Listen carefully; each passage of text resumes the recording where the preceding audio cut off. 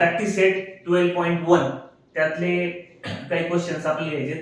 त्यातला मेन जो second question आहे, सॉल्व द फॉलोइंग क्वेश्चन, त्यातले 11 क्वेश्चन आहेत, ते वन बाय वन आपण सगळे बघूया. पहिला आहे 17p-2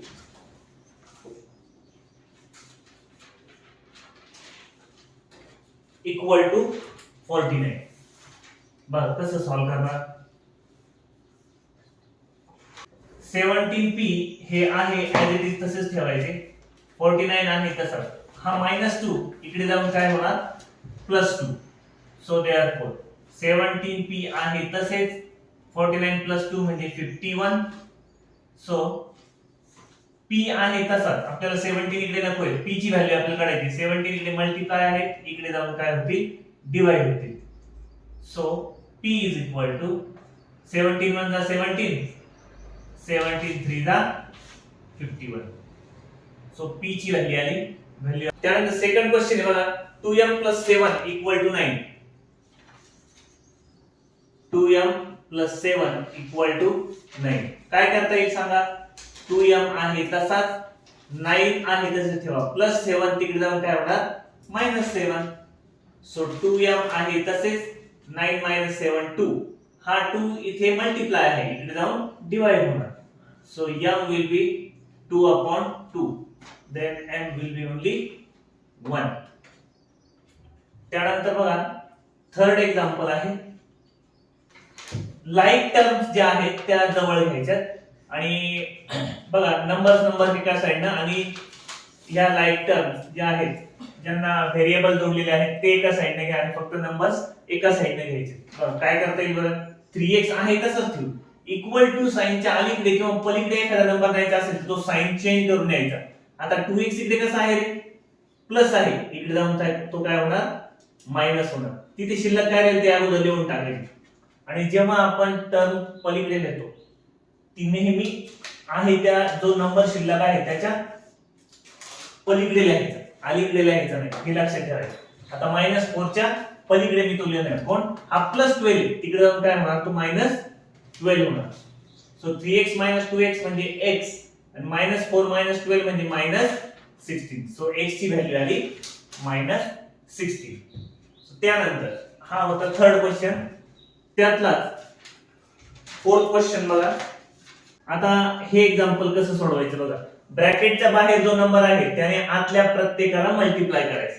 फाइंड याला समजा काय म्हणा तुम्ही, हा एक गेस्ट आहे आणि हे त्या घरातले फॅमिली मेंबर्स आहेत. या प्रत्येकाला भेटायचं म्हणजे मल्टिप्लाय करायचं. 5 * x काय करावं लागेल 5 * x परत प्लस 5 * -3. बघा 5 * x हा 5 इकडे प्लस आहे, +5 * x आणि +5 * -3 इक्वल टू इथे पण तसंच करायचं. 3 * x करायचं परत 3 * 2 करायचं आणि जे आन्सर येईल ते लिहून टाका. हे आलं 5x आणि हे आलं +5 आणि -3 म्हणजे किती रे -15 इक्वल टू 3x + 6. आणि आता मी सांगितलंय लाईक टर्म्स एका साइडने घ्या. आता 3x इकडे प्लस आहे, इकडे जाऊन काय होणार तो मायनस होणार आणि जो शिल्लक राहिला तो अगोदर लिहून टाकायचा. आणि जी टर्म आपल्याला पलीकडे न्यायची ती कशी नेणार आपण साइन चेंज करून. -15 आहे तिकडे जाऊन ते +15 होणार. सो 5x - 3x ते आले 2x +6 + 15 ते किती आले 21.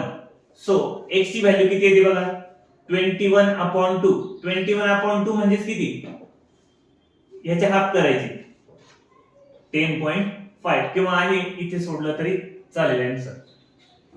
नंतर बघा फिफ्थ एक्झाम्पल आहे. एक्झाम्पल कसं सोडवायचं बघा. +1 आहे तिकडे जाऊन -1 होणार. सो 9x/8 इक्वल टू काय होईल 10 - 1. सो 9x/8 आहे तसेच ठेवा, पुढे व्हॅल्यू किती 9. आता लक्षात ठेवायचं 8 इकडे काय आहेत रे डिवाइड आहे, इकडे जाऊन काय होणार मल्टिप्लाय होणार. So 9x = 9 * 8. So then 9x = 72. पण आपल्याला 9 नकोय, x ची व्हॅल्यू काढायची आहे. हा 9 इकडे काय कसा आहे मल्टिप्लाय आहे, इकडे जाऊन तो डिवाइड होणार 72/9. So x will be only 8. x ची व्हॅल्यू किती येणार. आणि एक लक्षात ठेवायचं, इक्वल टू साइनच्या आपल्याला पलीकडे न्यायचं आहे. जर तो डिवाइड असेल तर तो मल्टिप्लाय होणार, मल्टिप्लाय असेल तर तो डिवाइड होणार, प्लस असेल तर तो मायनस होणार, मायनस असेल तर तो प्लस होणार. या गोष्टी लक्षात ठेवा. नंतर 6th वन एक्झाम्पल आहे बघा. आता हे कसं सोडवायचं, अशा पद्धतीने जर एक्झाम्पल आलं तर अगोदर त्यांचं काय करायचं, क्रॉस मल्टिप्लिकेशन करायचं. सो ते कसं येईल बघा, 3 into y plus 7 into y minus 4 आणि अपॉन या दोघांचं मल्टिप्लाय करायचं, 7 into 3 equal to 2. ह्यांचं मल्टिप्लिकेशन आणि खालच्यांचं सुद्धा मल्टिप्लिकेशन करायचं. लक्षात ठेवायचं.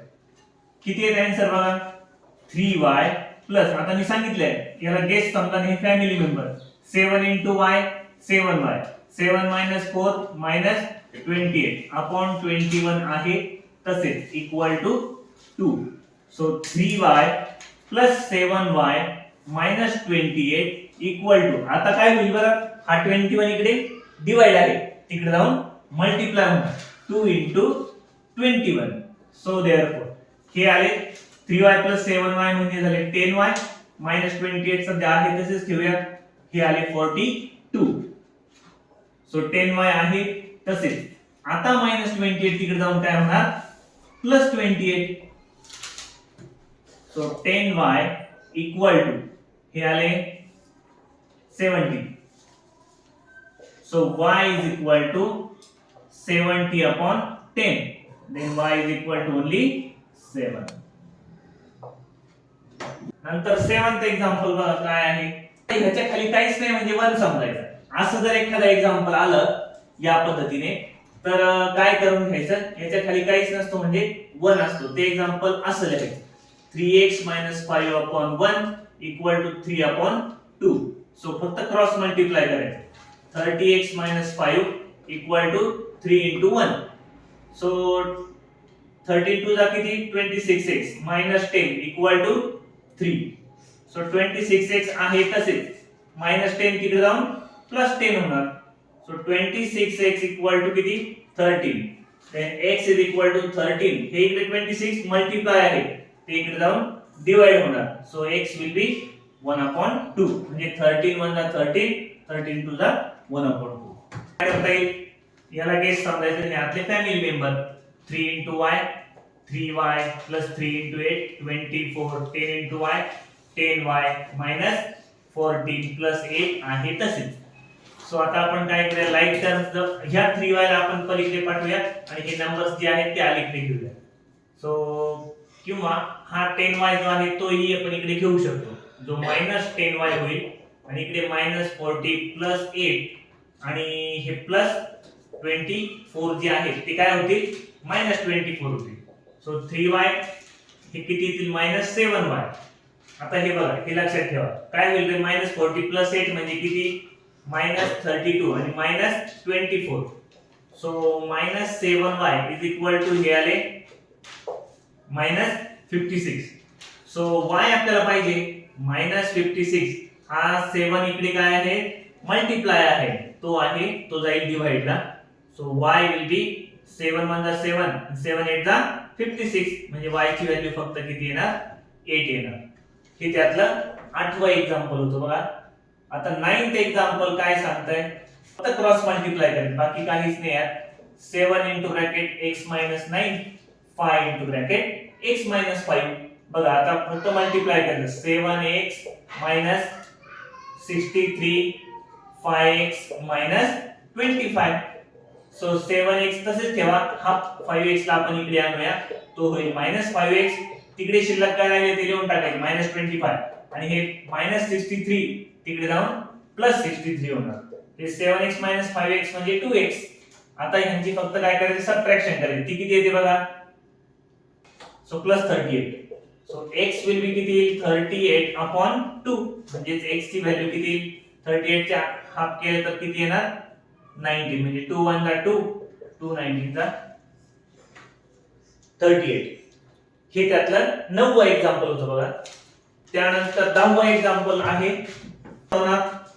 आता हे आपलं 6th स्टँडर्डला झालंय बघा, मिक्स फ्रॅक्शन सारखं, त्याला फ्रॅक्शन मध्ये रूपांतर करणार. या 3 ने याला मल्टिप्लाय करायचं आणि ह्यामध्ये पुन्हा ऍड करायचं. अशाही पद्धतीने सॉल्व्ह करू शकतो. सो ते कसं करणार बघा. y - 4 प्लस काय होणार आहे 3 * 3y म्हणजे प्लस 9y आणि अपॉन 3 आहे तसेच पुढे 4 आहे तसाच. y - 4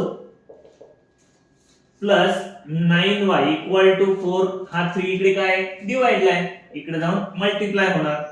so y - 4 plus 9y equal to होतील हे 12. आता लाईक टर्म्स आपण जवळ घेऊया. हा -4 ला आपण तिकडे पाठवूया. इकडे शिल्लक फक्त y प्लस 9y ठेवूया आणि -4 तिकडे जाऊन +4 होणार. So y plus 9y equal to ते झाले 16 आणि y प्लस 9y हे किती झाले 10y equal to 16. That means y is equal to 16 upon 10 इकडे मल्टिप्लाय इकडे जाऊन डिवाइड होणार. सो y ची व्हॅल्यू आणखी पुढे जायचं असेल तर काय येणार 1.6 किंवा 16 अपॉन 10. ठीक आहे. आणि नंतर 11 लास्ट एक्झाम्पल एकदम सोपा आहे. 4 इकडे मल्टिप्लाय तिकडे जाऊन सॉरी डिवाइड आहे तिकडे जाऊन मल्टिप्लाय होतील. हे आहे असेच लिहा b+1 b+2 इक्वल टू 21 * 4. खाली आहे ते वरती जातील. हे b किती वेळा आहे बघा 1 2 3. सो हे झाले 3b + 3 इक्वल टू 84. सो आपल्याला 3b आणि कसं ठेवूया 84 प्लस 3 तिकडे जाऊन -3 होणार. सो 3b विल बी 81 आणि b ची व्हॅल्यू किती येणार आहे 81 upon 3. So b will be 3 2 जा 6 आणि 3 7 जा म्हणजे b ची व्हॅल्यू किती येणार 27. अशा पद्धतीने हे 11 क्वेश्चन पूर्ण मी व्यवस्थित सोडवले आहेत. पुन्हा एकदा व्यवस्थित प्रॅक्टिस करा. पेपरला हमखास एक प्रश्न आहे यावर पडतो. ओके.